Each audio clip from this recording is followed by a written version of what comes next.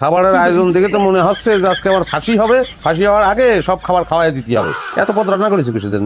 কি করব? মাছ রান্না করলি পরে কাও মাংস কেন রান্নলাম না, ডিম রান্নলি পরে কাও ভাজলাম না কিসের জন্য, ভর্তা করলি পরে কাও ভাজি কেন করলাম না, সেজন্য সবকিছু অল্প অল্প করে করেছি। এখন যেটা তোমার মনে চায় খাও। আমার খুশা নামাই দিয়ে কথা বললে তো তোমার পেটের ভাত হজম হয় না।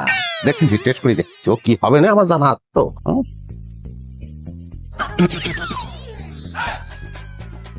টেস্ট করা দরকার নেই, তো এমনি খাবো না। ওই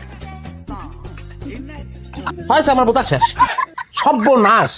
একটা জিনিস যদি মজা যায়, আমার তেল মশলা, হ্যাঁ আমার বাজার সবকিছু ধ্বংস করেছো। রান্নার নামে তো ধ্বংসযজ্ঞ চালায়। প্রতিশ্বাস কিচ্ছু মজা হয়নি। আমি করতে যাবো কিছু দিনে, পাড়া প্রতিবেশী ডাকো। একটা মানুষ যদি একটা জানা মুখে দিতে পারে তাহলে আমি 7 বার ফাঁসি গ্রহণ করবো। আমার এত টাকার বাজার কিসের জন্য ধ্বংস করেছো সেটা জবাব দাও।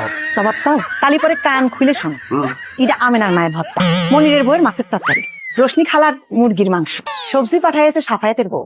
এই যে এটা দেখতে পাচ্ছ, এটা হচ্ছে তোমার প্রিয় আরিফা ভাবি পাঠিয়েছে। কোনো মজা হয়নি তাই না? ভাত ছাড়া একটা তরকারি আমি রান্না করি।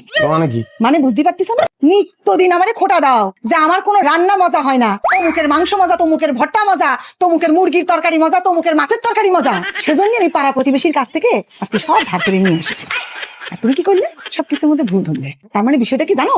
আমার রান্নায় কোনো সমস্যা না, সমস্যা হচ্ছে তোমার মনের মধ্যে। কি হলো? কথা বন্ধ হয়ে গেছে কিসের জন্য? না করছে যে তোমার এত বড় সাহস, হ্যাঁ তুমি আমার সঙ্গে এরকম একটা খেলা খেললে। খেলবো না কিসের জন্য? হ্যাঁ, সবসময় যায় আমার খালি তুমি দোষ ধরো। আমি তো এটাই প্রমাণ করতে চাইছি যে দোষ আমার না। তোমার দোষ না, সেটা প্রমাণ করতে যায় যে আমার জীবনটারে তুমি মৃত্যু ঝুঁকির মধ্যে ফেলাইছো, সেটা কি বুঝতে পারছো? কেন মৃত্যু ঝুঁকি আসলো কোত্থেকে? পাড়া প্রতিবেশী প্রত্যেকটা লোক আমার ব্যাপারে জিলাস, আমার সহ্য করতে পারে না। হ্যাঁ, আমার ঘায়ল করার নানাভাবে চেষ্টা করতেছে, কিন্তু সুযোগ পাচ্ছে না। সেই সুযোগ তুমি করে দিছো। তোমার কথা মাথা মুন্ডু কিছু বুঝতেছি না। বুঝতেছো না? সুযোগ করে দিছো। এই খাবারের মধ্যে সবাই যদি বিষ মিশাই দেয় তাহলে তো মরে যাবো। সেই কাজই তো হবে না, এবং তুমি সেখানে অংশগ্রহণ করছো।